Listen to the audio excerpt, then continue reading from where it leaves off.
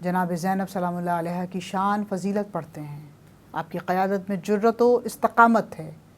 اس لیے 9 محرم کو امام حسین نے جس وقت چراغ جلا اور بجھا، چاہنے والے آ گئے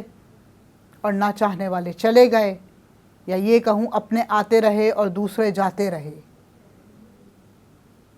اس وقت امام نے اپنی بہن سے تمام اغراض و مقاصد بیان کیے، تمام نکات بیان کیے،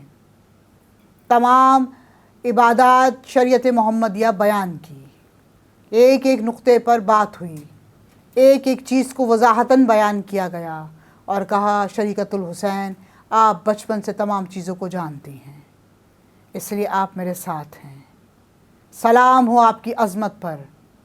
ایک بھائی اپنی بہن کی عظمت پر سلام بھیج رہے ہیں، سلام ہو آپ کی عظمت پر کہ اس دشت پر خطر میں کل کے بعد حسین ابن علی صرف نوک نیزہ پہ سوار رہیں گے، اور آپ نے اس پورے